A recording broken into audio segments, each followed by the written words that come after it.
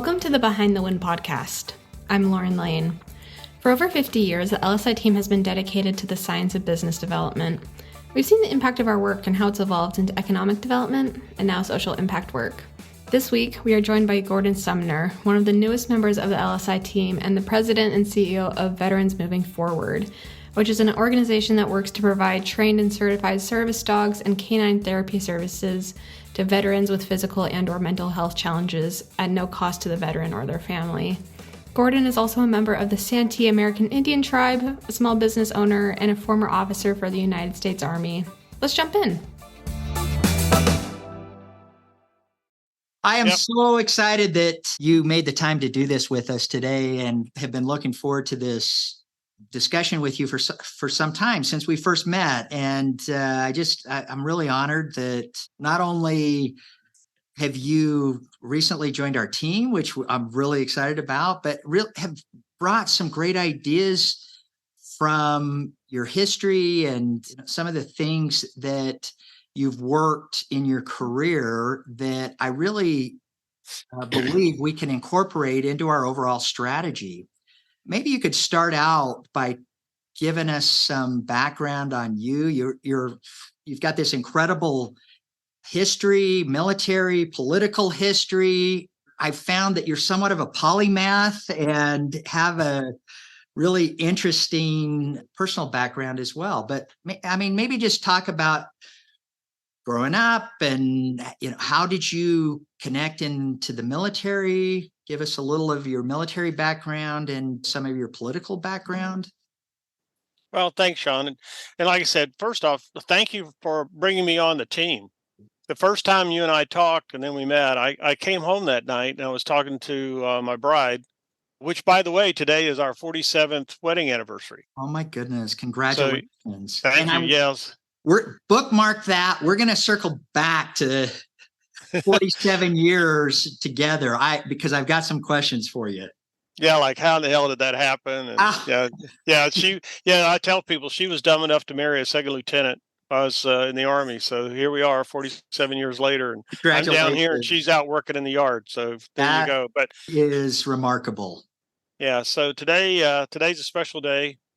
And so, anyway, actually, no, I'm sorry. Yesterday was our anniversary. Today's August. I'm still getting caught up. Do not tell her that you forgot your anniversary. Well, I didn't forget it yesterday. I treated her to a good deal, but I meant to say yesterday was our anniversary. So, my background is I'm a typical Southern boy. Grew up with animals and country living for a while, and I actually for a while grew up in the same house that my dad was born in the Panhandle of Florida.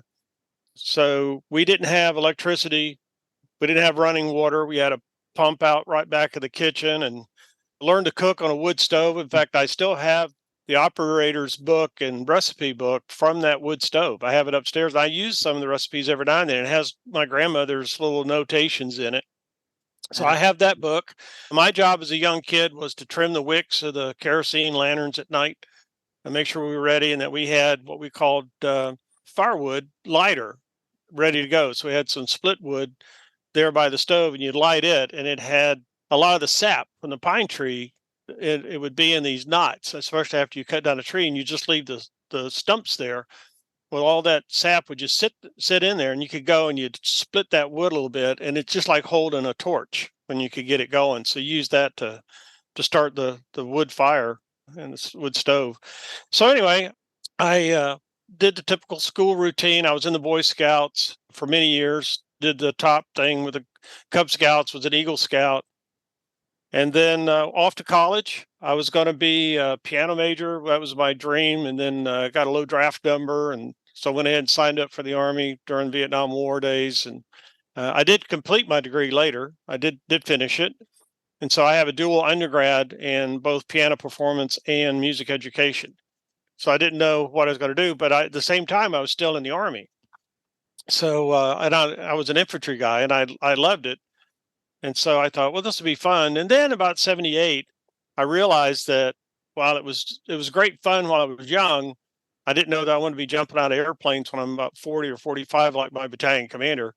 So I put my paperwork in to resign my commission, go back to graduate school. I was being accepted at Florida State University, which, by the way, is where my grandmother Sumner graduated in the early 1900s, as one of the first females to graduate from what was then Florida State Teachers College. So I thought, well, that'd be kind of fun to go where my grandmother went. And she was really big on education. She was a teacher. She was bilingual herself. She's Native American. And she would teach the immigrant kids as the immigrant workers would come through to work in the crops there in the Panhandle. She would teach English and then all the basic elementary subjects, reading, writing, arithmetic, that kind of stuff. And she really did value education. And I guess that's what got into me. And I loved school. I loved education. That's why if you look at my resume, it looks like I was a constant student up until just a few years ago. I was always studying something, taking classes, going somewhere. So anyway, got into the Army. I was getting out in 78, and I put my paperwork in to resign my commission. And it just so happened that my assignments officer came in to clear his desk off because he got promoted and saw my papers and called me at our quarters there, Fort Stewart, Georgia, at 6:30 on a Saturday morning, yelling in the phone, "What the hell are you doing, Lieutenant?" And I was like half asleep. I was like, "What? Hello?" And he goes, "What the hell are you doing?" And I said, "Oh, Captain Duckworth." He said, "Major Duckworth to you." And I was like, "Okay, whatever. Congratulations." I said, "Where are you calling me?" "I'm in here saving your career." And he told me what he was doing. And he said, "Well, you want to go to flight school?" And I said, "Well, yeah, but we kicked all the pilots out after the war." He said, "Yeah, I screwed that up. Kicked out too many. If you want to go to flight school, your class starts in 30 days. So I thought, great. So that meant I had to get my physical. I had to pass exams. I had to do all that stuff.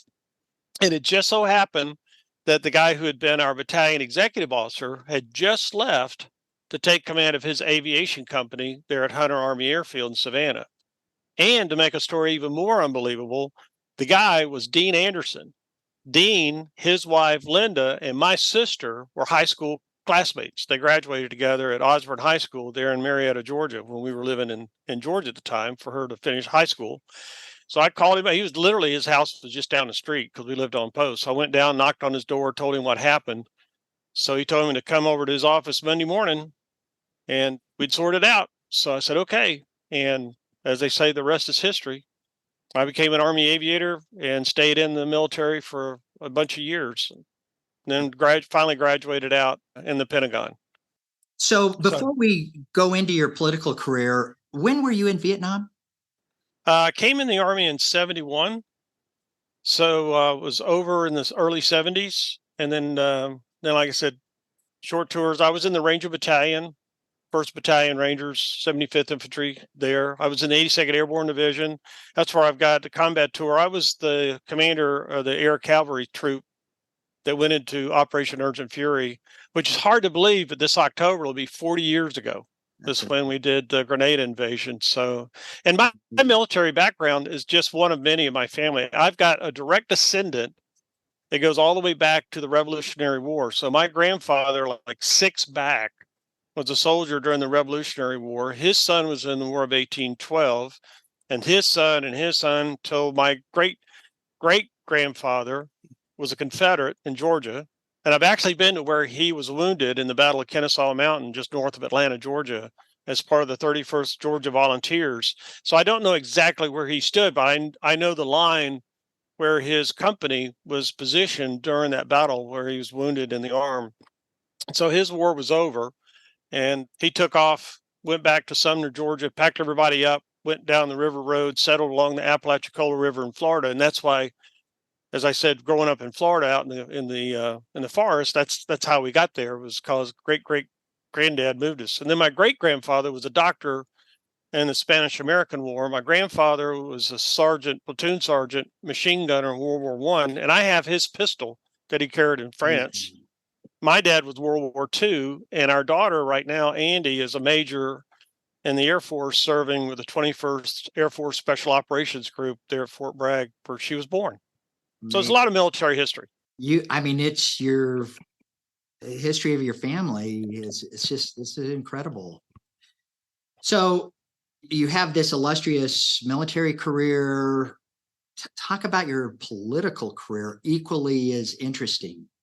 Well, that was another reason why I say I'm the poster child for God works in strange and mysterious ways, because everybody gets one or maybe two of these weird things that happens in their life, and it's a game changer and course changer for what they're going to do. I've got at least 20 of them, I think. So I'm sitting in the Pentagon one day, and I get a phone call, and it's from the Bush transition team. No, I'm sorry, it was an email. I got one to know if I was interested in working with the Bush team, President Bush, number 2. I thought, oh, that sounds like fun. So they actually had the transition team was also in the Pentagon in one of the closets, as we call it, a really small office, just kind of stuck out in the middle of nowhere in the building. So I found them and went in, and I met a guy named Craig During. He was a retired Air Force colonel, had run for office in his state of Minnesota, and he was sitting there. Then I walked up and I said, Mr. During. He said, yes. I said, I think you asked for my resume, and I handed it to him, and he looked at it and looked back at me, and he looked back down at the resume. He did it about 2 or 3 times. And then it dawned on me. I said, oh, you're not looking for me. You're looking for my dad, my military dad, who was retired 3-star. I said, so, okay, ambassador and all this stuff. I said, okay, I got it. Happens all the time. No harm, no foul. So thank you much. He said, no, wait a minute. He said, if you're here, you're obviously interested. Let me look. And he looked at my resume and he said, oh, yes, I think we could find a position for you if you're interested. So I ended up meeting a guy named Jim O'Byrne, and I called him the assignments officer for the White House for positions in the Pentagon, because I told him that's what I wanted to do. If I'm going to have an opportunity to serve, I want to be serving veterans, and I want to be serving the veterans' families. I don't want to be a data dink. I don't want to be on some wire diagram. Don't want to be buried doing policy or any of that stuff. I want to be out back in the military where I grew up. And so I met this guy, Mr. Byrne, and it was a 30-minute interview. And I walked in, and then I sat down with him. I said, Mr. Burns, it's really great to be here. Thank you so much for the time. And he said, Gordon, it's good to see you. He says, I see you're in the 82nd Airborne Division. I said, yes, sir, I was. He talked for the next 29 minutes about him being in the division. And then at that last minute, he looked at me and says, is there anything that you'd like to add? And I said, no, sir, I'm good to go. And he said, well, I'll get you a job. And sure enough, that's how it worked. That was my interview. I said, great to be here, and thank you for having me. And that was the 2 sentences, my whole interview. And what was the position? Well, I went in, I was going to be a special assistant to the Secretary of the Army, Pete Guerin. And then I was just starting that, and then got moved over to Reserve Affairs, where I was at the Deputy Assistant Secretary of Defense level and Department of Reserve Affairs working those issues. Then I got where I was the national director for the National Committee of Employer Support of the Guard and Reserve, which was absolutely the best job ever since I'd retired from the Army. I had a ball. So, and talk about that assignment, because what an important assignment that is. Well, the Employer Support of the Guard and Reserve is an organization out of the Department of Defense, and their primary responsibility is to work with all the reserve components, all 7 reserve components, and employers across the country that hire Guard and reservists to make sure they understand each other's rights and privileges under the Uniformed Services Act, the USERA Act, so that our office would try to make sure everybody not only understood how to play nice in the sandbox, but if somebody didn't do right or kind of ran afoul or tried to game the system, then we were the ones that could go in with trained ombudsmen and try to rectify that issue and not have it go to court. And so we were very, very good at that. Not to mention, we had a lot of staffers. I had about 75 uniform staff and civilian, government civilian. I had about 130 defense contractors, but the one group that really made it a success was my volunteers. When I first took over, I had about 1,700 volunteers with every state and territory committee. When I left, I had 5,000 volunteers. And there's a trick to working with volunteers. If I know you belong to volunteer groups, nonprofits, and so it's kind of one thing to kind of live in where you are in your hometown there in Utah, and you're working with your little volunteer groups, and you all kind of have that connectivity and language of the locality and all that kind of stuff. Totally different when you're working with a group that has 5,000 volunteers, totally diverse. Yes. Everybody from Florida to Maine, California, Guam, American Samoa, Puerto Rico. They're all different. they're all focused on the same mission, but they're all different. And as the leader, I tell people I can speak volunteer. I can speak volunteerese. I can understand their language. And I spent most of the year living out of the suitcase because I would travel. My goal was to go and visit every one of these state committees and meet these volunteers and the staffers, because especially with the volunteers, I couldn't raise their pay. I mean, I could give them, I could double 2 zeros, kind of deal. I couldn't give them a time off because they're already doing what they want to do and when they want to do it. But the most important thing that I could do is I could go to as many of them as I can, look them in the eye, shake their hands, and tell them thank you for what they're doing. Because I realized early on that these volunteers, the majority of them, don't just volunteer for ESGR. They volunteer at their church or their synagogue or the local hospital or Boy Scouts, Boys Club, Girl Scouts. They could be doing those hours with those organizations, but for some reason, they took the time to volunteer and support our guardsmen and reservists and the employers who support our guard and reserve and their families. And I wanted to know why, and then I wanted to capitalize on that so we could grow our volunteer base. And that's exactly what we did. So talk about some of the things in that role that, reflecting back on this political assignment, that you feel like you've accomplished and that maybe is legacy today that you set in motion during that time there. Well, I think one of the key things that we did as a team was explaining to employers, and this is from everybody from a Fortune 500 company down to a mom and pop restaurant or a local cleaner or somebody like that, especially in the small towns where you had a lot of guardsmen there or a reserve unit. And all of a sudden that unit gets deployed. Because remember, we're in combat. So we're fighting overseas in Afghanistan and Iraq. And so we the government would deploy whole units of Guard and Army reserves and Navy reserves and stuff. So suddenly, imagine your hometown USA with a 15-person police force, and of that, 7 of your policemen and women belong to the local Guard unit. Suddenly they get orders and they're shipped out to Afghanistan. Now you've got half of a police force in your town. What do you do? And so you start doing that, and the employers start to get what I call Guard and Reserve fatigue with these constant rotations that we were having to do because we didn't have the force structure to maintain a steady force. So they're pulling more and more of these Guard and Reservists. So how do you convince that it's still good business to hire a Guard and Reserve after they come back, or after now that the dust settled and people have time to reflect on what we just went through a few years ago? And here I come in saying, hey, I'd like to join LSI. And oh, by the way, I belong to the local Guard unit here in Utah. And you sit there and go, well, hang on a second. World's still not stable. We got problems going on overseas right now. We got Russia and China. Yeah, I hear you. Do I really want to hire you with your qualifications? But I know I might lose you for unspecified amount of time sometime. So those were the things that I would go out and sit down and talk. And it was kind of nice because I could talk to major business owners, CEOs, presidents, and they saw me as representing the United States. They saw me as being a voice from the president himself, not just some government official, which I think was a major difference, that I wasn't just looked at as somebody coming out of the Pentagon. I was looking at somebody that was coming out of the White House to talk about why we need to support our Guard and Reserve. And I think that was a key difference. They don't have that position anymore at that level, unfortunately.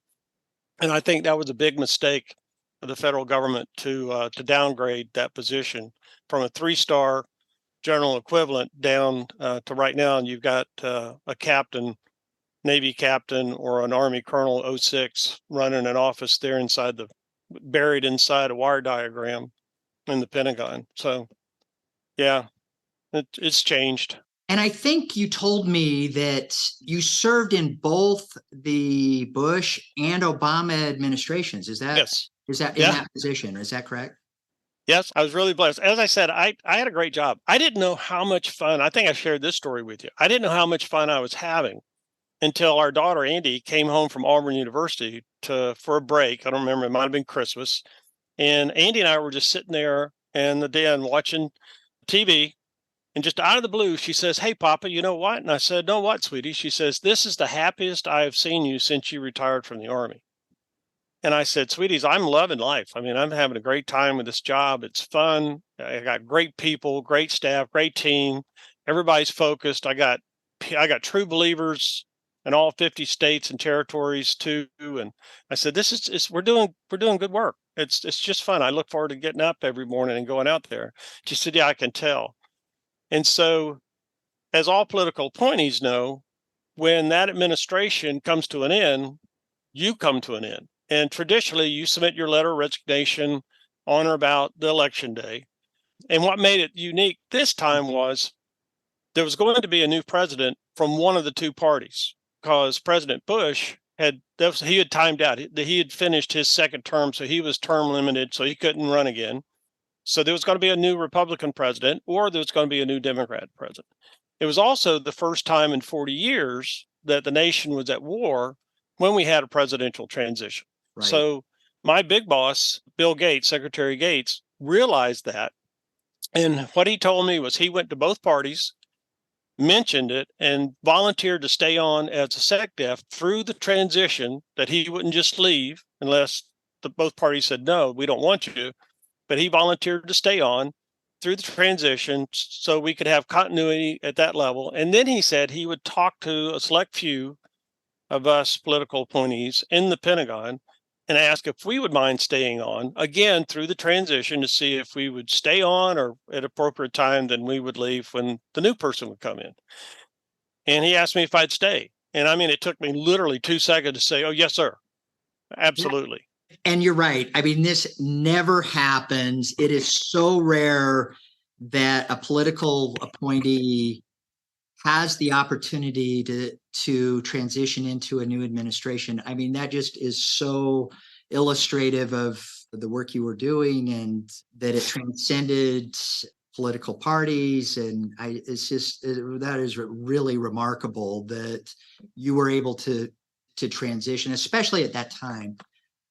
I remember that era too, and I just felt this change in what was happening. Finally, a recognition of the importance of protecting Guard and Reserve members, protecting active duty members. And it was really around that time that this discussion, for the first time, I think in 200 years of our military history, that there was discussion about the military spouse. And I mean, I want to talk about the transitioning veterans, because that was also, at that time, we had the first drawdown of War on Terror. And all of a sudden, there's now, for the first time since Vietnam, a lot of transitioning veterans. And what are we going to do with these active reserve guard members transitioning out of battle? What do we do with the military spouses and the families? I mean, there was just a lot of discussion for the first time, I think, in our military history. And I mean, I remember that era. You were at the heart of that. This could talk about some of those issues. And let's just start with the military spouse challenges. And you had this long military career and political career working for the Pentagon. What was that like, having a spouse? What was it? I mean, it's amazing. 47 years, your spouse said, "I'm in it for good or bad." What was it like as a career officer, uprooting your family every 2 years or less, and having your spouse need to work or want to work and going to Fort Bragg? Yeah. Well, it was when you get the phone call saying, "Hey, guess where you're going next?" And you really don't get to vote until you get upper in the rank. And then your vote is either take the assignment or retire. That's kind of, it's kind of like, and then you could also figure with some of us, when the Army or the Navy or whoever is basically telling you, "Hey, thanks for your service," But to be uprooted, it's kind of a mix. When you talk to my daughter, because she was, how many schools and places that she lived and all that she went through, she still has some friends that she's made along the way, and they still keep up, especially thanks to things like Facebook and other social media.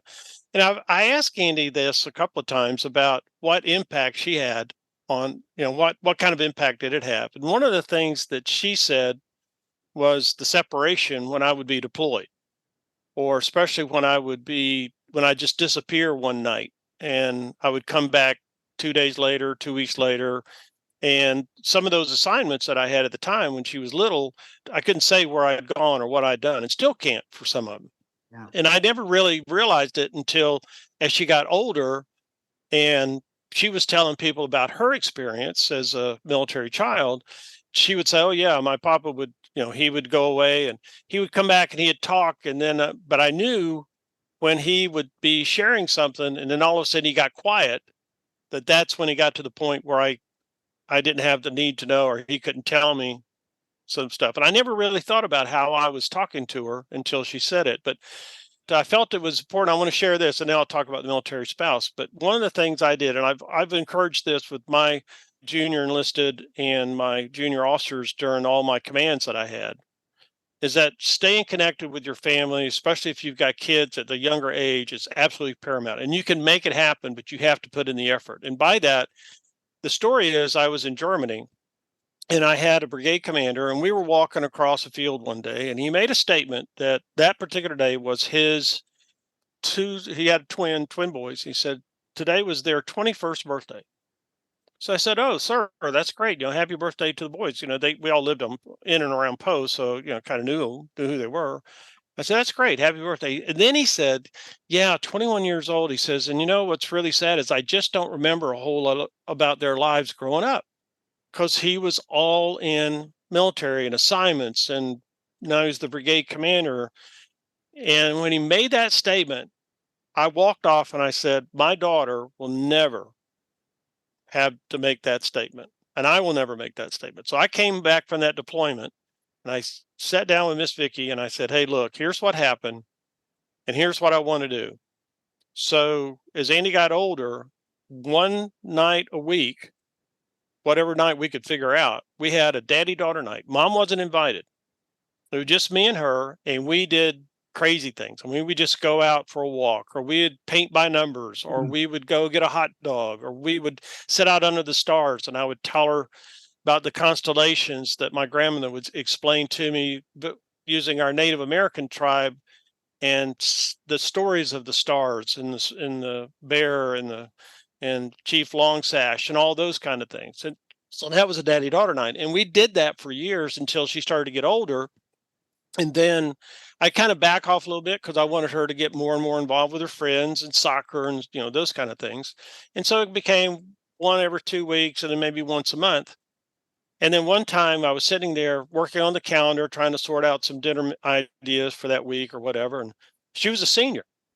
And she came in and she says, "Hey, Pop, what are you doing?" And I showed her, and I said, "Is there anything you need to add?" She said, "Yeah, just a minute." She picked the pencil up and she wrote down daddy-daughter night and walked off. Amazing. Yeah. So that was cool. For the spouse, I think I might have mentioned this. And in the old days, if you were married and your spouse is living with you in a military installation, they basically had 3 career fields to choose from. And I use the term career fields lightly because most installations, they had some kind of school system, they had some kind of medical system, and they had some kind of financial system. So you're either teacher, nurse, or banker. And so Miss Vicky said, "Don't have the patience or qualifications for schooling. Don't like the sight of blood, so that's out." And she says, "But I like money." So she started working in whatever banking institute was on that military installation. And so she'd be there 2 or 3 years, and she became a teller and then a loan officer and a branch manager and all that. But it wasn't sequential. And it wasn't with the same bank because the Army contracted individually with financial institutions based on locations. So when we go back and forth from stateside to overseas, it was a totally different banking institution. American Express, for example, ran the banks in Europe. To come back, Well, there is no American Express Bank. There's Bank of America or Wells Fargo or whatever we had, or the little hometown bank like First Bank of Alabaster. My bank there for a while as a kid in Alabama. So you had that. But so she never was able to have a banking career. And it wasn't necessarily where she was able to even find a job when she got back, because a lot of the other banks, they didn't need a teller, or they didn't need a loan officer or whatever. People already got promoted within the system to be the branch manager or the region manager. So that's where having opportunities, not just for jobs, not just for employment, but actually have a career path that while the uniformed spouse is serving 20 years, the civilian military spouse can also look at building a 20-year career of some sort wherever they go. And that's a tough nut to crack. I think there may be some ways of doing it, and that's why I'm excited to be on the LSI team to see if we can kind of brainstorm some ideas and see, well, is this being done? And if so, is it working? Is this not being done? Then why not? What are the roadblocks? What kind of things, policies, rules, regulations, laws, what do we need to change? Because even going from state to state, the things were different. And that's still into effect today, I believe, that depending upon what your specialty is, you might not be able to do that depending upon where you live. And I think our team has done a good job of breaking down some of these barriers. We were very instrumental in the language in the NDAA of 2019 that recognizes this reciprocity across state lines for licenses and professional certifications of military spouses. That I really think there's a big group of military spouses as they PCS into these various other assignments that it is going to help them. There's another large group that they just have resigned. This is the life I've signed up to, and they never register as that they're unemployed. They have to resign voluntarily as they're PCSed out into a new assignment with their member spouse, and they get no consideration for that. And oftentimes they don't show up on any of the Department of Labor statistics. And I really believe that today, where there are so many areas of America that are fighting labor shortage issues. I mean, this is and especially in some of these military communities. I mean, we're working with the National Association of Counties, and the largest problem of counties across the United States is filling open positions. 50 to 60% of the county positions across the US are open positions that they can't fill. And our team did some analysis. There's over 500 counties in the US that are adjacent to a military installation. I mean, it's just a natural fit for some of these military spouses to transition into these areas. We had an interesting conversation. We had a forum not long ago, and we had a lot of major employers there, and they said, we applaud what you're doing and your policy work and some of the tactical work that you're doing by installation. But why would we? I mean, it was sort of the same thing with the hiring these Guard and Reserve members. Why would we hire a military spouse knowing that she usually, or he, is going to be transitioned out in 2 years?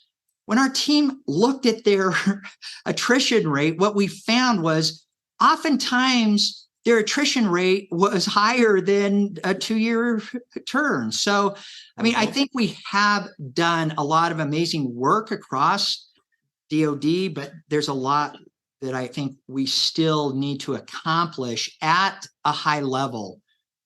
I mean, I really think that this issue of military spouse employment, two things that I really believe. One is it may be the largest unemployed or underemployed, which is probably more accurate. A lot of times, these military spouses that have multiple degrees, they go into an assignment like Fort Bragg, there's no jobs there. And so you've got somebody working at retail, Starbucks, or a restaurant, or important jobs that needs to happen, that have 3 careers. So maybe underemployed is even more likely.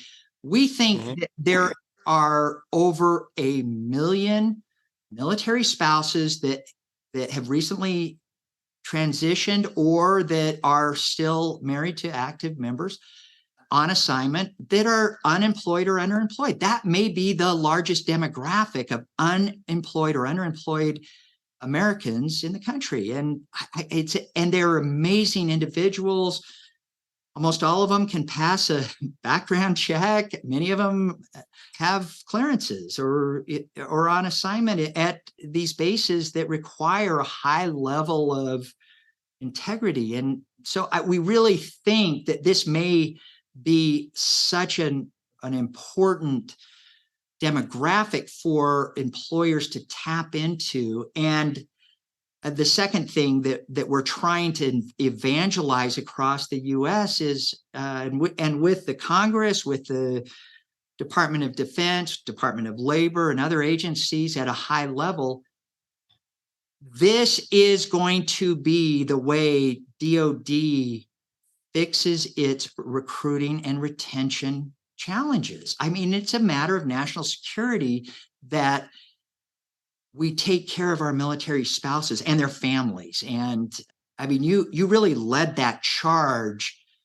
early on in this discussion, which previously had not happened. And even now, I mean, I've got to say, even now, I'll talk to some of the civilian and military executives who still have this position.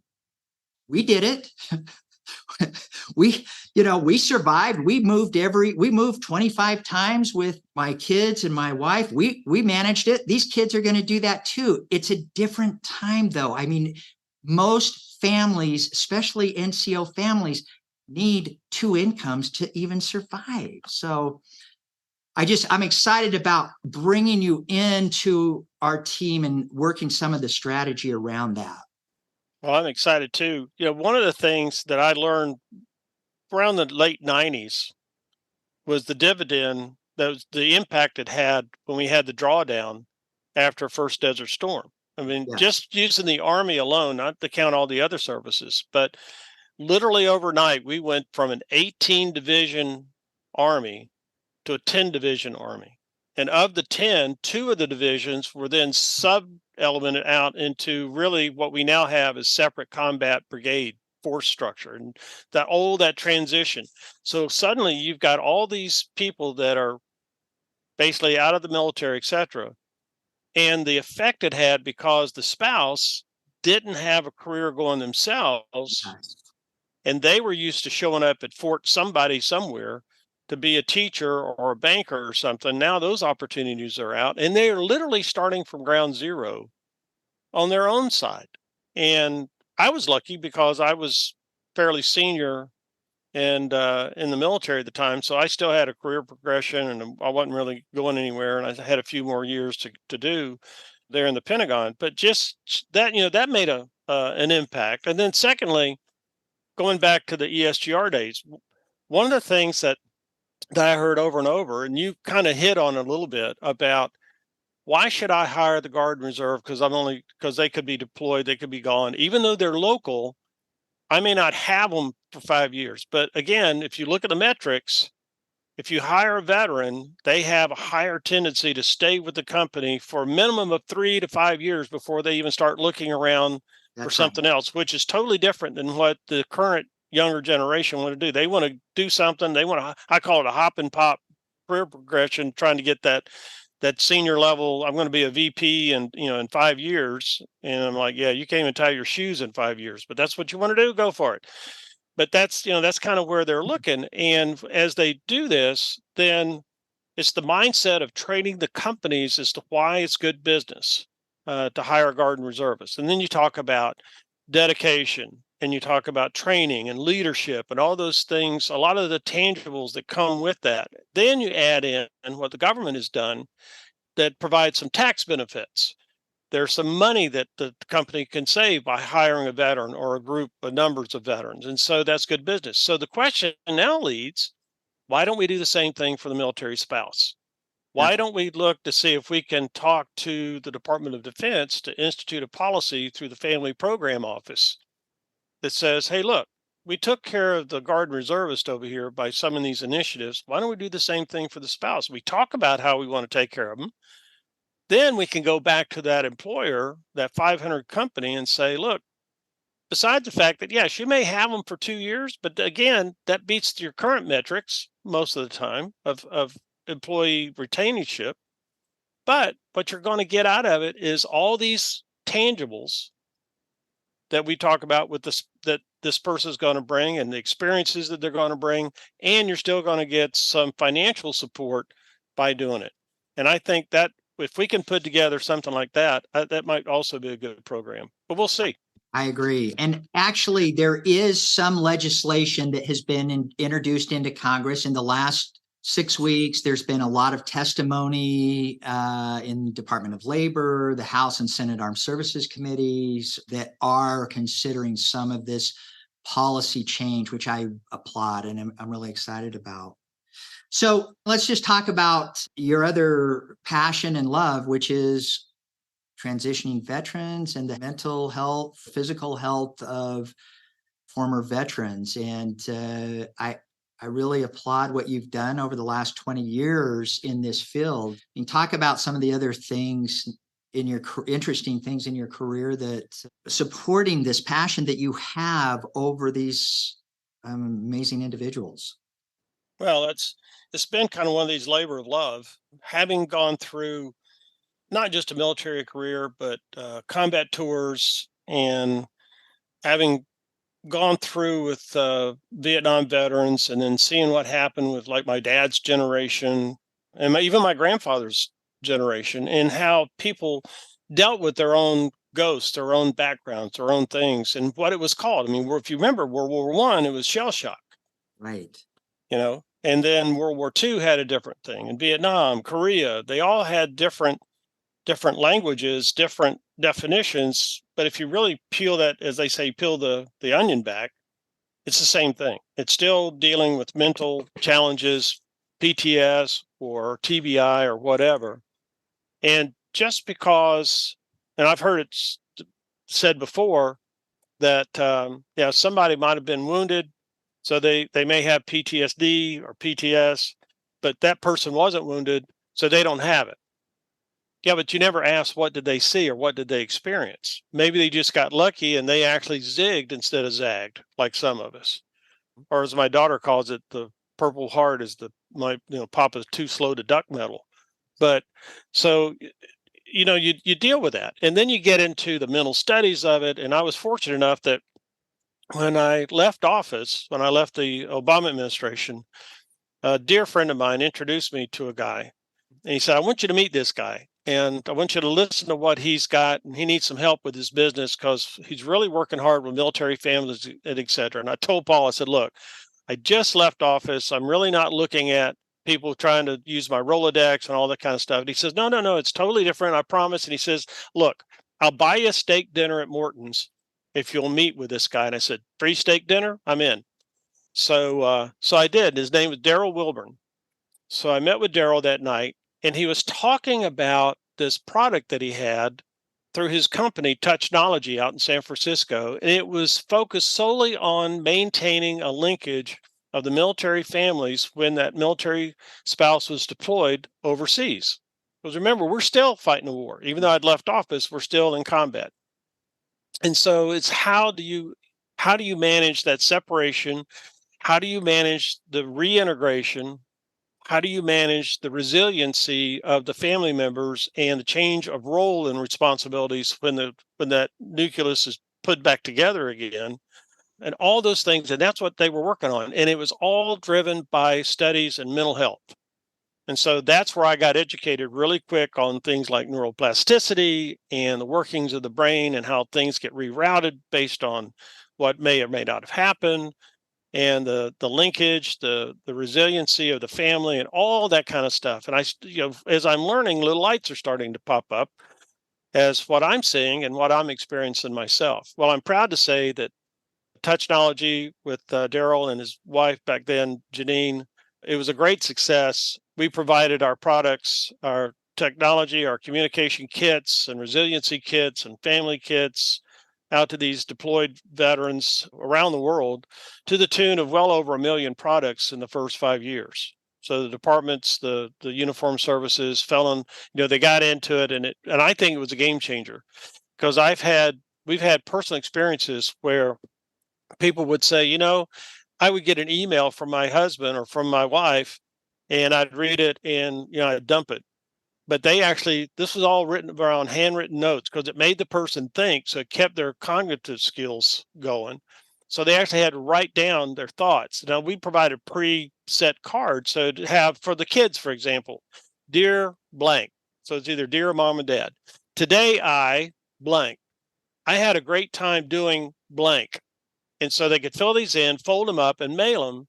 And so it worked. I actually had a spouse tell me that she kept, whereas all the emails and things like that, delete every one of the posted cards, the journals and stuff like that, she kept so that she could share them again with her spouse when he came back home. So I'm thinking, okay, so we got something. So those are kind of the lessons that I learned. Then working with the military or the Purple Heart and going through that, because I live here in Springfield, Virginia. So my Purple Heart chapter that I was a commander of for a while as well, we have oversight for all of Northern Virginia, but we also hook into Walter Reed, the old Army Walter Reed, and now Walter Reed National Medical Military Center there at Bethesda.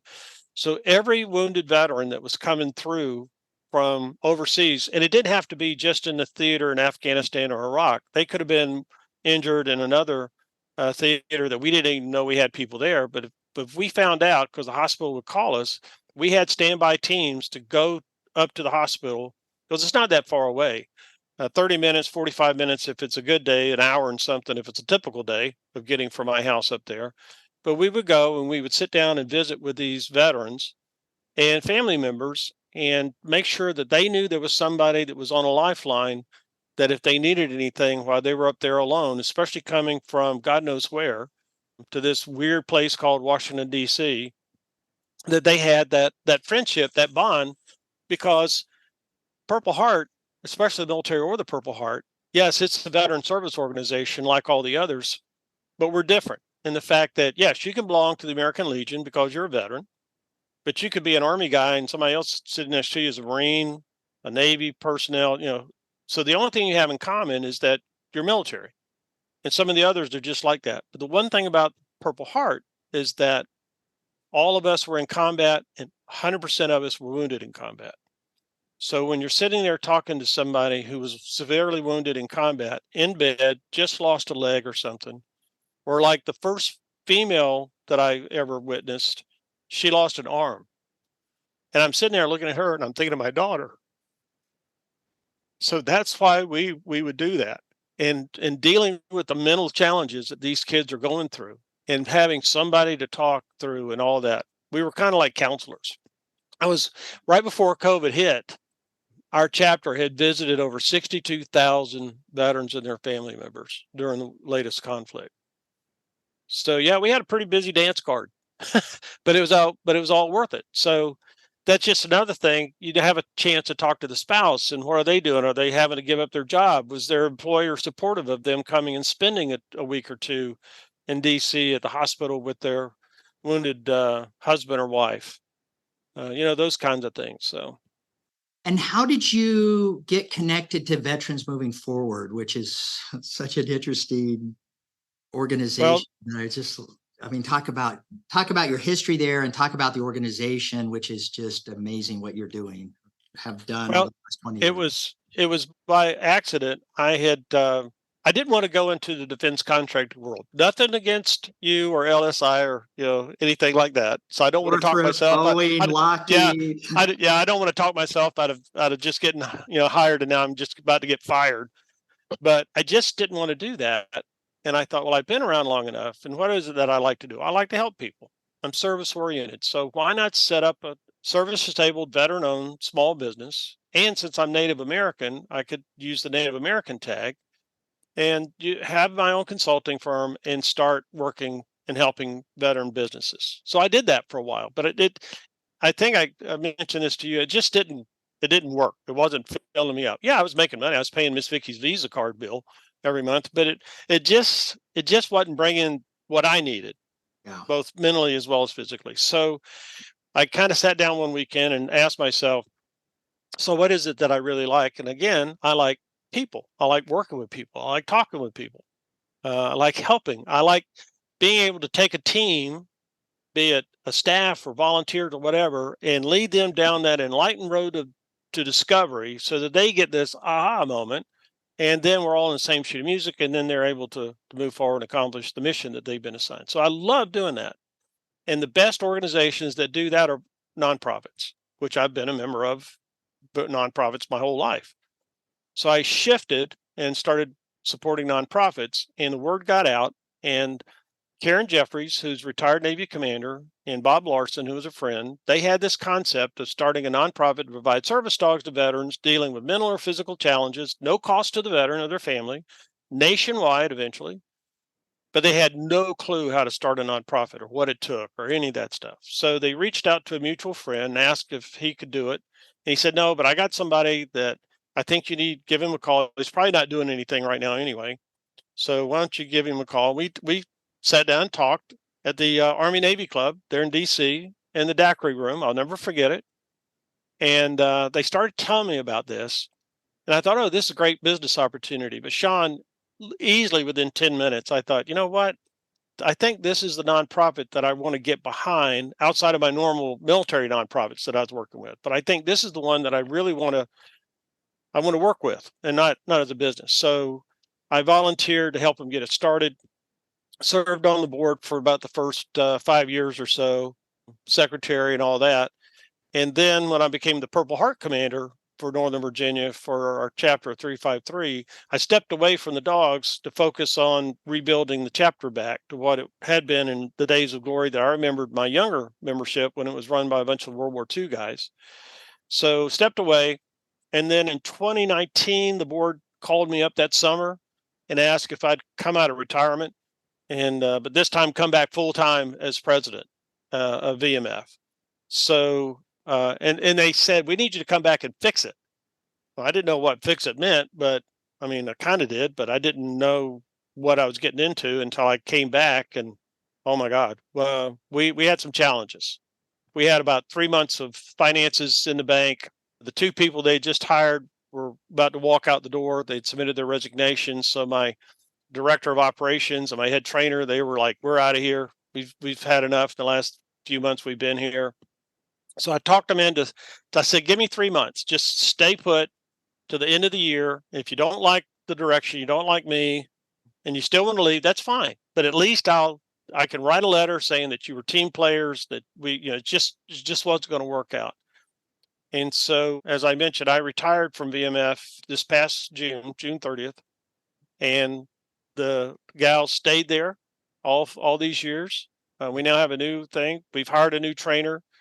We had well over $1.5 million in the bank when I left in the middle of the year, which has never happened. We never had $500,000 in the bank at the end of a year, which we did the year before. I'm most proud of the volunteers. When we first started, we had 17. When I left, we had over 50. And we have a system that they can track their volunteer hours. And I know the volunteers don't do it all the time because they go out and they support something. They're tired. They just want to get home and fix dinner and that kind of stuff. So they don't go into the system and log their hours. But for 2022, we did officially log over 22,000 volunteer hours that they did for VMF. That's like 8 or 9, maybe 10 full-time people that I didn't have to raise money and hire. And training dogs, placing service dogs across the country, and the impact that these service and emotional support dogs are having on the veteran is truly life-changing. We get testimonials from these guys and gals. They talk about how They were down and out, and then they got this dog, and their lives are totally changed. They're going back to school. They've got jobs. Their families are back together. I have a Marine in Montana, who got his service dog last year, wouldn't get out of the house to support his kids. He now goes to the football games. He sits in the bleachers. He eats a hot dog. And what I tell people, it's really a trifecta effect. It's not just the veteran, and it's not just the family, but it's the community as well. Because this guy, for example, is now getting out. He's having to buy gas so he can drive the kids to these events. He's eating the hot dog there at the concession stand at the school. So he's helping the school athletic program with their hot dog sales. He's paying taxes. So that's just a small example. But when you take it and you multiply that across the country, with not only just VMF doing it, but all these great nonprofits that are providing these great animals to these deserving veterans, it's a big deal. It's a big deal. And I mean, you've told me some of the stories. Maybe you can just like walk through quickly. You get these dogs. The amount of time that is spent working with these animals, and then working with the veteran, ensuring that it's a good match, follow up. It is intense. Could you just walk through that process? Yeah. So what happens? We have a veteran program, and we have the dog program. It's all run underneath the umbrella of the head trainer on that side of the thing. I call that's the fun side of VMF. The COO and I would sit in a little bitty office area, and that was the boring side. So they have all the fun in the back of the building.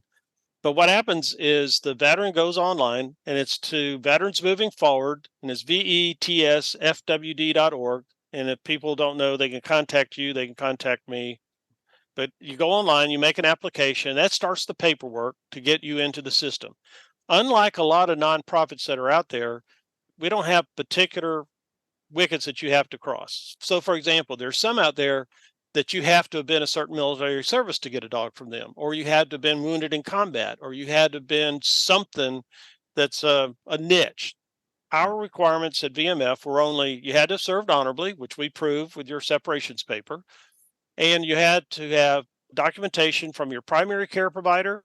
And if you're under mental health, your mental health primary care provider, that they support you getting a service dog. That's it. That's all you have to do. Then it just starts it, and then you go through the system. And as we start to get your paperwork in, you go in front of a medical review board. That's something that makes VMF different as well. This board is made up of board certified psychiatrists, psychologists. We have a PhD in human behavioral science that works at Walter Reed on it. Nurses, EMTs, most of them are veterans themselves. So they go through to make sure that you are indeed somebody who could benefit from having one of these service dogs. It's not just a pet. So while the veteran's doing all this, then over here we're training the dog. So we pick the dog up at 8 weeks, start looking at the puppies around 4, and then around 8 or 9 weeks, that's where the head trainer goes out and says, I'll take that one. And then that starts the 2-year cycle. So sometimes between 18 and 24 months, that's when the dog is trained and starts to get placed. So we work on the basic skills. They get their canine, AKC, canine good citizenship training in about a year or so. Then depending upon what skills and attributes the dog is showing, and then what needs of the veterans that are going through the pipeline at that time, that's when the dog starts getting their advanced training so that they can be trained to support this veteran in very specific ways, because that's what defines a service dog. A service dog must be trained to support an individual who has a very specific need, a very specific requirement. And so that's why these dogs are trained to do that. So what may that be? Well, maybe I'm dealing with some severe mental challenges related to PTS. So what is that? Well, maybe I'm having an anxiety attack, or maybe I can't do darkness. Maybe I have to can't stay in crowds. I get anxious if I start to get claustrophobic around groups of people. So we take these dogs and work with them so that they pick up on these, what we call triggering mechanisms. And then that gets that veteran out of there. I'm having a nightmare. How do I wake him up? How do I wake him up without scaring him? How do I wake him up without him going ballistic and killing me, the service dog? Those kind of things. I need my medicines. We teach them to go get meds. We teach them to get water out of the refrigerator. And unlike young kids and teenagers, we actually teach the dogs how to close the refrigerator door. So, they do all this. It's really I good. think all of your dogs are labs, right? Is that correct? I mean, you've just decided that that's the breed that Yep. you're going to do.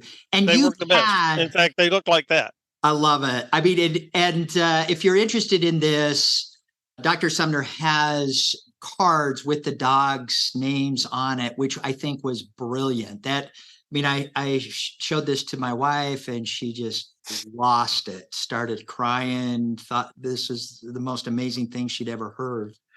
And you personally, you and your family have had these dogs in your house. Do you have a dog in your house now? No, I had Vince up until last week. Okay. So Vincent, unfortunately, is one that we had placed 6 years ago. Oh. And we discovered that the veteran that we placed him with, this is during what I call the dark days, from the time that I left and before I came back, that there was no accountability for these dogs from the organization. They didn't know where they were. So one day, Katie and I were talking about, where are all these dogs? Where are they going? Are they still there? Are the veterans still there? So we found out that this dog, Vincent, had been placed with a veteran and was living in a senior living facility here in Manassas, Virginia. Well, the veteran abandoned the dog and moved and didn't tell anybody. So the dog for 4 years has been living kind of sort of unsupervised in this facility. So he was eating God knows what. He gained up to about 95 pounds. His liver is almost dead on him. I mean, he's underbed. So he recognized me when we got him back to the center and just wanted to stay with me because he and I used to play together when he was a puppy, he and his brother Prince. That's amazing. So Katie said, well, boss, can you keep him? And so I said, sure. I've only got 2 dogs and 2 cats at the house right now. Why not? I'll just add another 95-pound dog. So I thought, so I called Miss Vicky up and I said, hey, look, here's the deal. Before I could even finish it, she said, bring him home. Oh my goodness. So we've had him for 3 months, got him down to 78 pounds. Oh. If you looked at him, you wouldn't think anything was wrong inside because he looked great. He's bouncing around. He was eating and stuff. But unfortunately, his liver's really, the medicines that we've had him on and tests that we thought, well, maybe it's not that. Maybe it's something like Cushing's disease or something else that's masking it. That test came back negative. So I took him back in last week and they're going to run a biopsy on his liver this week or next. So is he with one of the veterans? You said you just no, he's not. No, he was with me. So he's living with the Katie I'm assuming with her out at her place in West Virginia until we can get this done. I'm actually headed to Florida next week on vacation, and I'd planned be gone the rest of the month. Yeah. And she said, look, we really don't need to get him out of the state. We've got to keep him here. And I said, oh, okay. I'd already rented a 12-passenger van. I was going to take the seats out, throw the kids in the back with a couple of suitcases and drive this bus down to Florida so we could make sure he was with us the whole time. But they said it'd be better. They thought to keep him here, keep him with the vet here. So I said, okay. So we took him back last week. And then we'll see. I mean, when we get back, we might get him back here to keep. But he's been a great dog. He's been good for me. He's been good for me as well. So there's just so many stories. If anyone's interested, please reach out. We'll put links into the show notes on the Veterans Moving Forward program and how you can get involved, or if you are a transitioning veteran or a veteran in need of a service dog, that you can get into the program. It really is amazing. Yeah, and by the way, we Veterans Moving Forward, like most nonprofits, donations is really the only way we survive. So corporate donations, individual donations, and we do apply for grants. So when you get the information, you get the link for your listeners out there. If you feel the need that you want to help and you want to do something and you really want to help save lives, then I strongly encourage you to think about not just make a donation, but become a monthly donor. And you can, again, do that right off the website because every 80 cents of every dollar goes towards the service dog program. Amazing. So a couple of other questions that I have for you. I mean, you've had this amazing career. You've come from this legacy and family history of service that is clearly in your DNA, and with your daughter now serving. I mean, your father and your grandfather must be so proud of this continued legacy for generations in your family. And actually, at some point, I would love to talk to you more about your dad. What an incredible individual he was in his service. A few years ago, I had an opportunity to do a really in-depth analysis on site at all of the military academies. And I was at the Air Force Academy, West Point, the Naval Academy, the Citadel, and had this opportunity to talk with a lot of the kids in these academies, these amazing kids that are our next generation warfighters and officers. And what do you see the future of our military, especially through the eyes of your daughter as she is starting her career in the military, which is amazing? What is it that we need to do as a culture to instill this sense of service to country?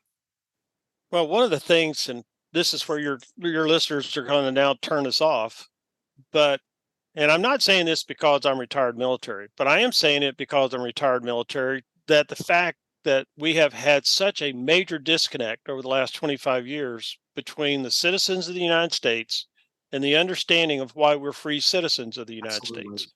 And the generations of about 2 or 3 don't get it. If you look at our Congress, for example, at one point in time after World War II, 78% of the Senate and Congress had military experience to some degree. Most of them had served during the war in combat, but most of them had served in some capacity in some role, either overseas or stateside. 78%. Today, it's now almost single digits. I think we might be up to 12% now after the latest election. And so a lot of the policies, a lot of laws that are being passed don't have the experience level to make what we need done. And because the United States as a whole has lost its connection with the military, when things come out, the citizens are saying, well, why are we doing this for these people?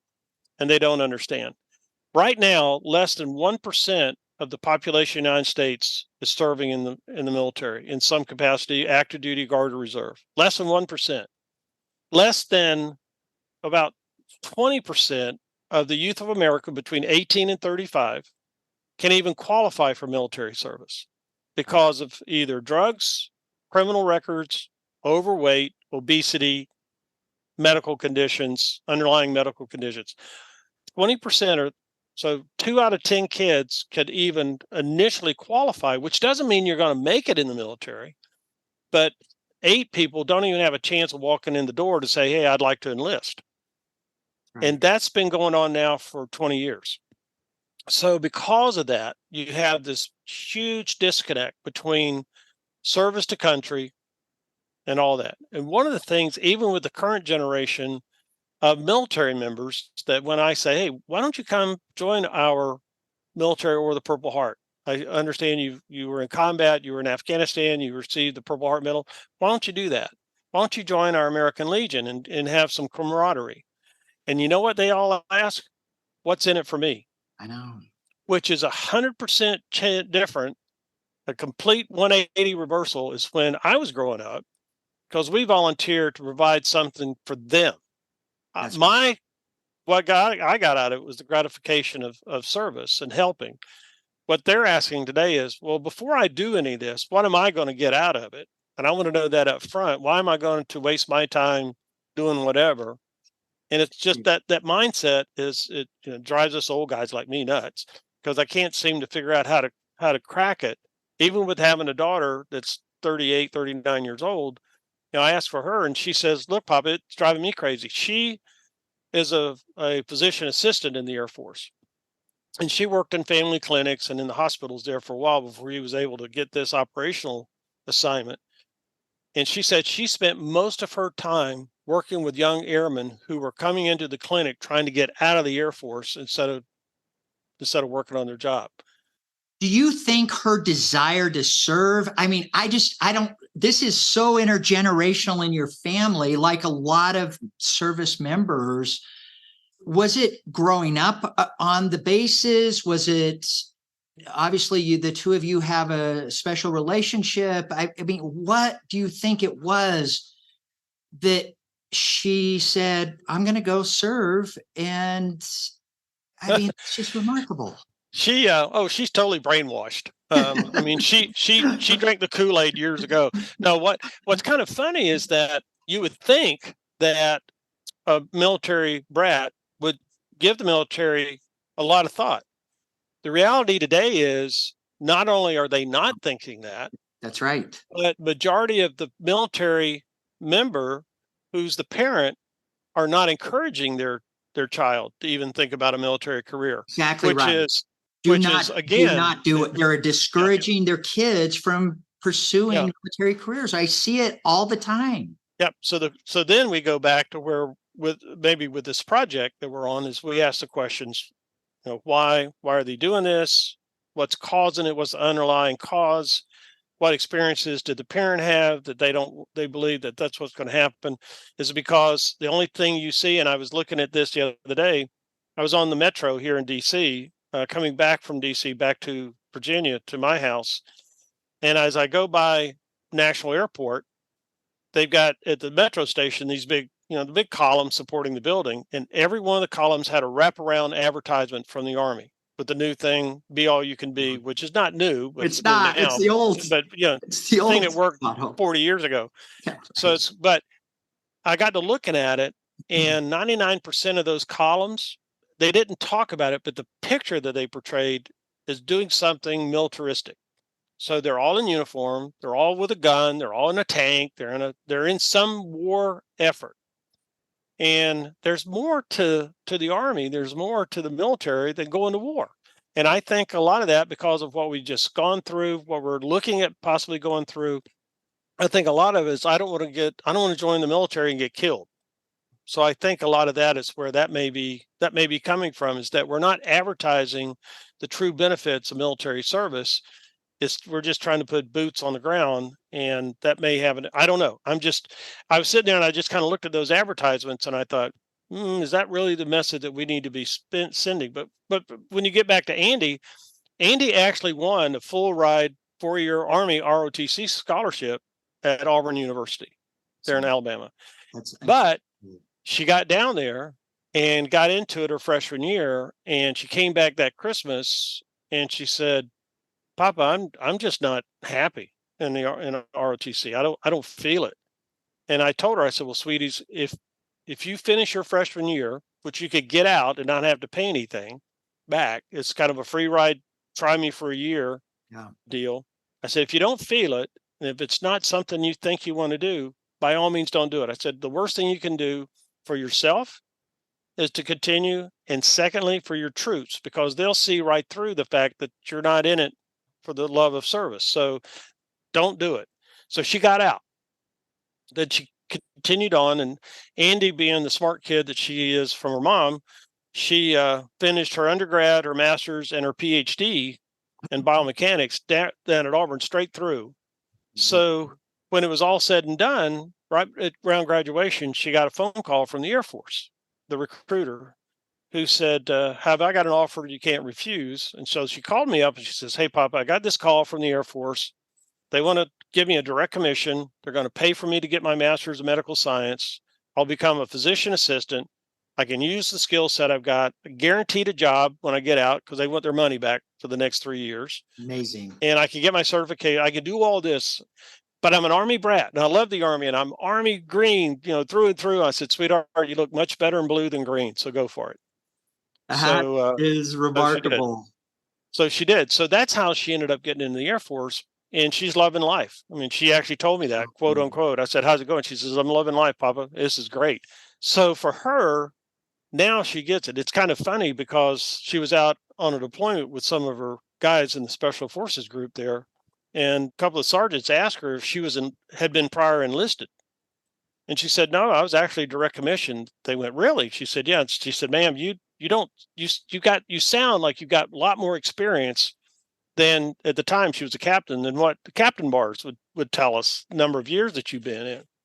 She said, "Well, my dad was Army and grew up and all that kind of stuff." And they said, "Oh, okay, well, we can tell that you kind of grew up in that environment." But so yeah, so she's serving.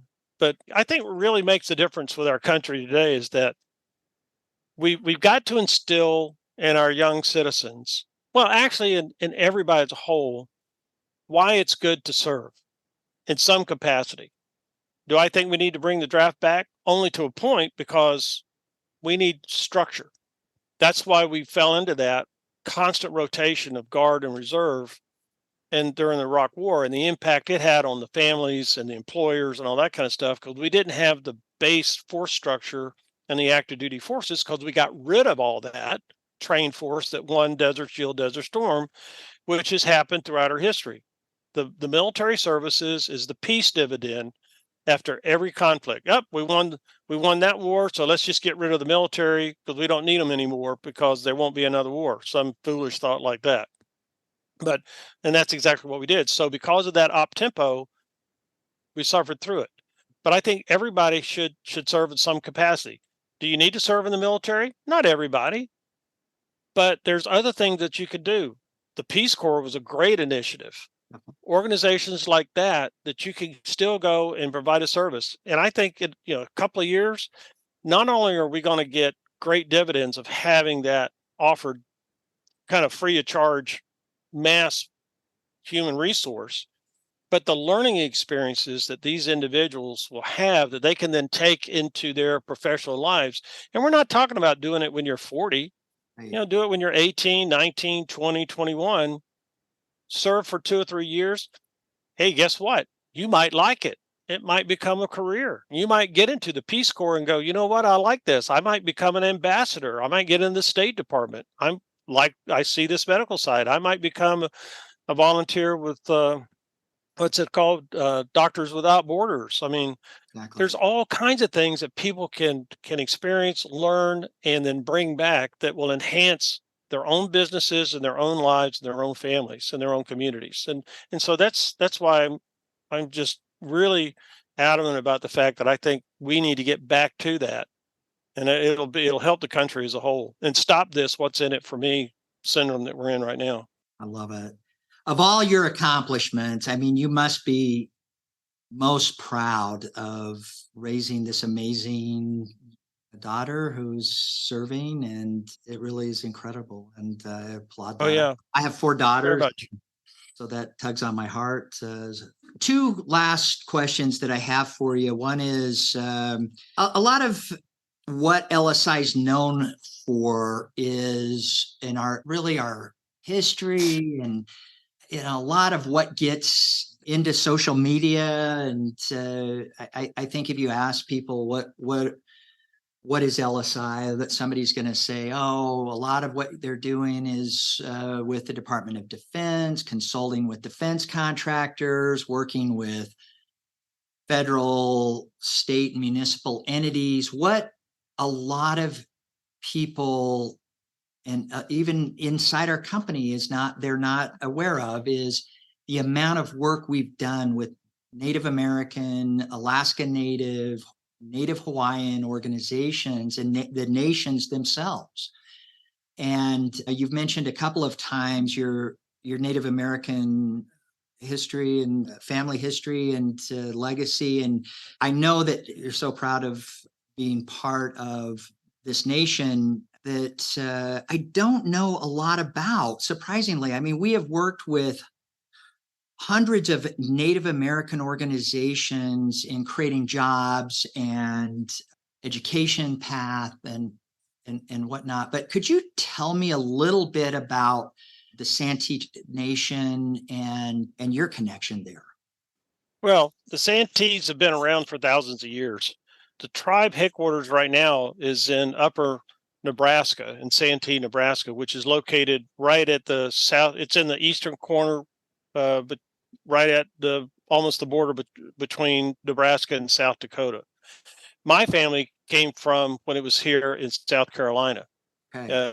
And it's still there, Santee, South Carolina. It's right on Interstate 95. If you're going south, it's at mile marker 98. They're at Lake Marion. And unfortunately, when the Army Corps of Engineers decided that they needed to take what was there, a pond, and build it into this huge Lake Marion many, many years ago, it flooded two of the three burial mounds of my family's tribal history, burial mounds that date back 60,000 years. So when you're there, you can see one off in the distance, but you can't see the others because they're 50, 60 feet down in the bottom of the lake. So it's kind of sad. But the tribe, it's an interesting thing. I've got Cherokee blood from my grandfather on the Sumner side. My grandmother, great-great-grandmother, was from the Eastern Cherokee tribe there in Etowah County, Georgia. And so it's kind of an interesting thing how the family came to Virginia and then in the 1600s and then split. And one tree went north and my tree went south. And eventually, through the generations, like I said, my great-great-grandfather hooked up with my great-great-grandmother there in the tribe. So I tell people I got a smidgen of blood from the Cherokee side. But then on my mom's side, that was full-blown Cherokee. I mean, she was 100%. I mean, Santee. So when she married Dad, that started diluting the bloodline on that side of the house. But I always knew it, and talking with my grandmother, I knew it, but I never could get her to talk to me about it because it was always a depressed thing because of the challenges she went through as a child, where she was relegated as something else. She was not seen as a white person. She wasn't treated as a white person. She was treated as an unwanted minority kind of deals growing up. She was even orphaned by her mom because her brother had more values. So she and her sisters, her twin sister and an older sister, they were orphaned out to another family in Florida, the Wilder family. So I tried to get grandmother to talk about it. And she was very open, like I said, very educator. So she was always willing to talk and share stories, but she had this look. And when she gave you the look, that meant it was over. And so even in my high school and college days, I would say, "Hey, grandmother, how," thinking, this might be a good time. How about so-and-so? And I get the look and I was like, oh, well, never mind. So I never really understood it. So one day I'm at a Native American conference in DC and I meet this guy and come to find out he's one of the assistant chiefs of the Santee tribe. And we're talking and he said, you're telling me some history and where your family's from and all this kind of stuff. And he said, I think you're part of our tribe. And I was like, yeah, right. I don't think so. And so he started asking me about my physical traits. If you see, I got the high cheekbones, but the one thing you don't see is in the back of my head, I have a knot right in the center of my head. So the back of my head goes like this, and there's this little bump. And he said, "Can I touch?" I said, "Yeah, knock yourself out." So he reached and he said, "Oh yeah, the knot's there." He said, "What about your teeth?" I said, "What about my teeth?" He said, "Well, your two front teeth right here." He says, "Are the back side, how soft, they're flat in the front." He said, "In the back, are they flat or what?" I said, "No, they actually have like I kind of scooped out some of the skin, the enamel." He says, "On both?" And he said, "Yeah." He says, "Well, that's another trait of the tribe.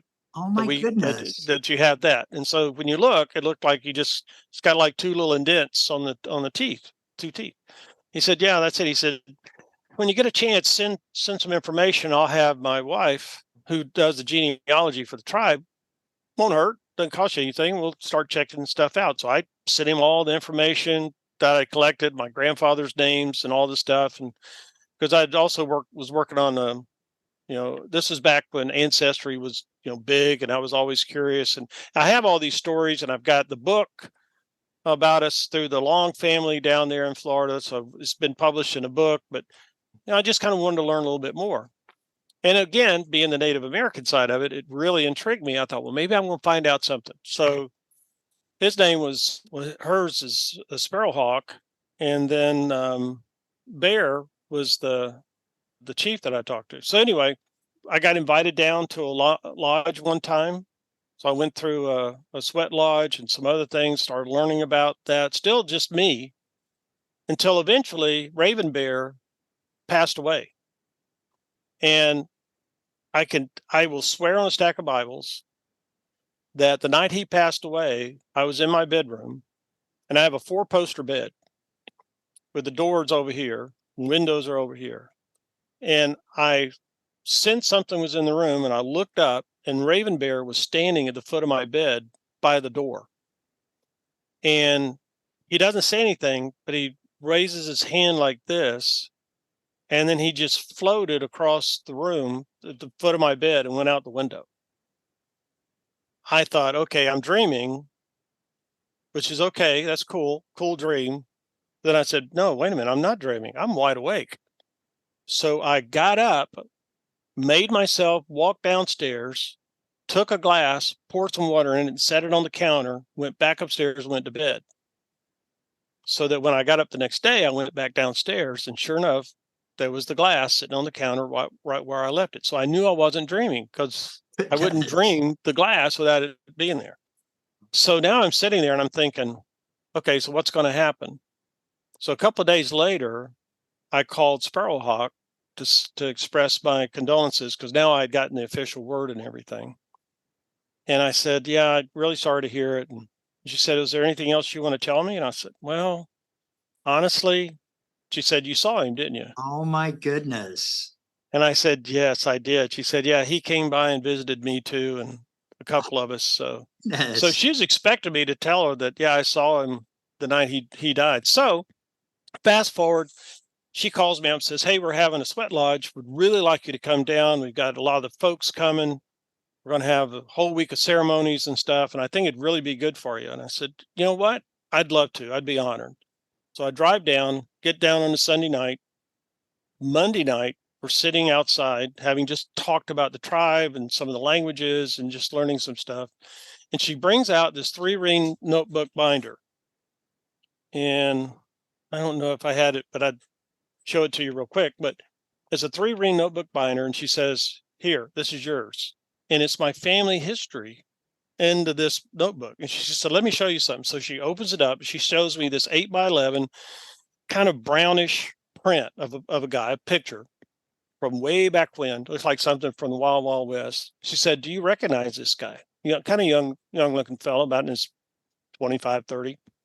I said, no, don't think I've never seen that picture. She said, that's your great grandfather. And I said, what? She says, that's your great grandfather. His name he was born right over here in Orangeburg, right on the other side of I-95 from Santee. And he is Santee along with your great grandmother. That's how we now know that you do belong to our tribe. Incredible. And she had it a whole lineage. And I looked at it. Now I've got a picture upstairs of my great grandfather with my grandfather, his sister, and his brother standing behind him. So great granddaddy is in a rocking chair, or a chair, with the 3 of them standing behind him. And it was done right before Granddad went to World War I. And I look at the picture of this guy who's now about 60, and I look at the picture of when he's about 30, and it's the same guy. It is absolutely the same guy. It's just he's a little older. Amazing. So that's how I found out, was they did the genealogy and connected the dots, and that's how I found out I was in the tribe. So what turned out, I thought I just invited. It ended up being my introduction and induction into the tribe. And my tribal name was given to me that week. I don't have it with me. It's upstairs, but I have a stone that the chief gave me that has the wolf on it. So my native name is Wolf That Moves. That's very appropriate. Yeah, Wolf That Moves. It's basically defined as the individual who travels and teaches and trains and that kind of stuff. Now, bearing in mind, they didn't know a whole lot about me up until that point, but this is what the chief came up with when it was a female chief at the time. Actually, Sparrowhawk became chief. And so she had her own session, her own time, And she said after hours that's what the Great Spirit told her that my name should be. And so she had this stone made with a wolf carved out on it. That's amazing.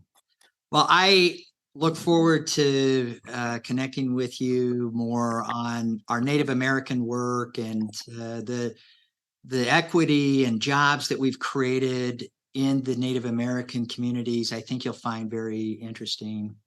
I've got one last It would question. be nice.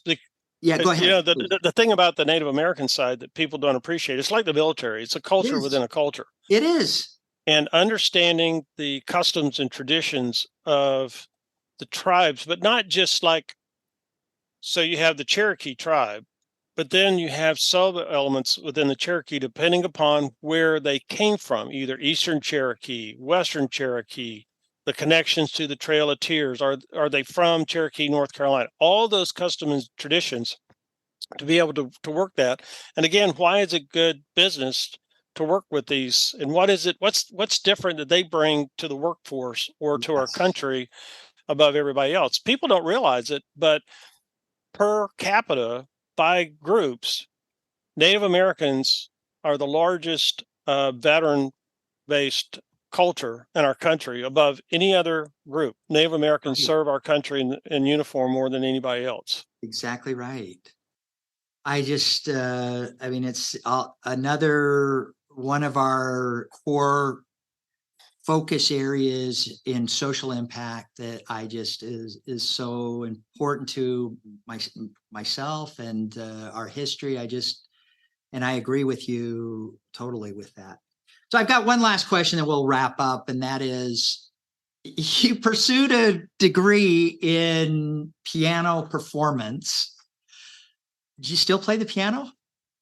I do. In fact, before you came on, I was showing Jason and Lauren one of my pianos, which sits right here. It's electronic keyboard that I have that's my fun if I just want to play, because I can hook up all the sounds and make it feel like I'm at the movies and have background music and that kind of stuff. But I have a Steinway upstairs that I play on as well. I was actually in the Smithsonian on display, not me face wise. I mean, I know I look like I could be in a museum, but when I bought the Steinway at Fort Stewart, I was at Fort Lewis, Washington, so I bought it at the Steinway dealership in Tacoma. And the story behind it, this is in 1992. I was a lieutenant colonel assigned to the 4th ROTC region out there, running the ROTC's advanced camps and stuff like that. And the Steinway dealership was celebrating their 100th anniversary. So my bride decided that I needed a Steinway. Now, great thought until you see the price tag. So I kept fighting her off all year long and saying, no, we're not doing it. So the week between Christmas and New Year's, we're up shopping at the mall. And the next thing I know, we're in front of the Steinway dealership. She says, just go in and look. It won't hurt. Let's just go look. I was just there. Last week, by the way. Oh, yeah. So there you go. So I walk in, and the dealership has this big stage where they have this Studio B piano on it. And the guy says, well, why don't you just go in there and take it for a test ride? Well, that was a mistake. So I walk in, of course, come on, it's a Steinway. And, I grew up with playing them with my grandmother, who was a musician there in Georgia on the other side. So I looked at the price tag, and it was $50-something thousand. I'm like, I don't know if you've checked how much military folks get. We don't get paid that much. But he said, well, but you're in luck, because this is the last week, so we're cutting everything in half. And he says, I understand you have I think she had already kind of made a phone call. Because he says, I understand you already have a small piano at home. And I said, yeah, it's a baby grand. And I actually helped design it with Kanabi. So I have the design I put in. I have one, Metropolitan Opera has one in New York, and the other one's at the Opera House in San Francisco. So awesome. Those are the three that were made with some suggestions I had on how to do it. And he says, I'll give you $16,000 for it, sight unseen. He says, I'll just give you $16,000. I paid $4,000, and he says, I'll give you $16,000. So now we're down to where I'm pretty much looking at it. I think it was $17,000 for this piano, which is still more than I wanted to buy a piano just to play. So Vicky's like, "Oh, this is a great idea." And I'm like, "No, it's not." So I'm thinking, well, I'll just be a real butt about this whole thing. Because when I sat there, it had a wood bench. And I said, "Really? That kind of piano? It should have a concert bench." He said, "Oh, no, you're absolutely right. But for some reason, they just put the wood bench. But no, what we throw in the cushioned, concert bench for, that's for free. So you'll get it too." And Vicky went, "Yes, we're in. We'll take it." Amazing. So that's how I got it. Now, fast forward a few months later, Vladimir Horowitz. I don't know if you remember the maestro pianist, Vladimir Horowitz. So he passes away, and his piano is brought to Seattle to the dealership there in that area to have it refurbished on the way to the Smithsonian, because it happened to be that same year was the 300th anniversary of the invention of the piano. So the folks there at the Steinway dealership called the family and said, "Hey, look, sorry to do this. We've got the piano, but we have an idea. We'd like to support some of the universities and nonprofit schools, music schools. We'd like to hold a concert, and then we'd invite some of the local professors, artists to perform on it." The family said, "Oh yeah, great. Do whatever you want to do. That's fine." Well, they ended up calling me and said, "We think it'd really be neat if we had an Army person from the base come up here and participate in this concert." And I said, "I haven't played that kind of stuff." They said, "We don't care. Just come up and play. You can play chopsticks for all week." We said, "But we want That's you to wear your uniform, that's and a all lot that of kind of stuff." pressure. Yeah. So I said, "Well, I'm not wearing my uniform, but I'll come up." And so for months there, I pulled out one of the things I actually did for my senior concert, my undergraduate senior concert in piano. So I played a Debussy piece. So I got done. Everybody was nice and polite because it sounded like crap. They, "Yay, thank you." We applaud. But then at the end of it, I got called out for an encore. And I'm sitting there thinking, well, I didn't have that prepared properly. And now you want me to just play something off the cuff. Well, as it turned out, Andy was fourth grade at the time. And she wasn't the only kid in the audience. And it was a pretty good audience in the concert hall. So I looked at everybody. I said, "Ladies and gentlemen, my daughter sitting up front, she's been very good, along with all of you out there, children-wise, and some of you adults have been pretty good tonight. If you don't mind, I'm just going to play something for them." So off the top of my head, I played a medley of Disney movies of Little Miss Mermaid, Aladdin, and Beauty and the Beast. You just rattled that off. Because I've been playing it at home for Andy for a while. I just played these songs. So I just put the things together and did a quick medley. And Andy still remembers it. So I have upstairs in my piano box, my music box, picture of me playing it. And then there's the copy of the display piece. So when they shipped the piano, they had it set up in the Smithsonian, the American History Museum. There's the piano. There's two placards. One talks about this is Maestro Horowitz piano and all this. And the second one said, "And it was last performed by these artists in Washington State."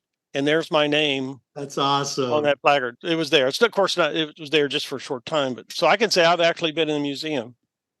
What a great story. Listen, I'm an art piece. I'm a history piece.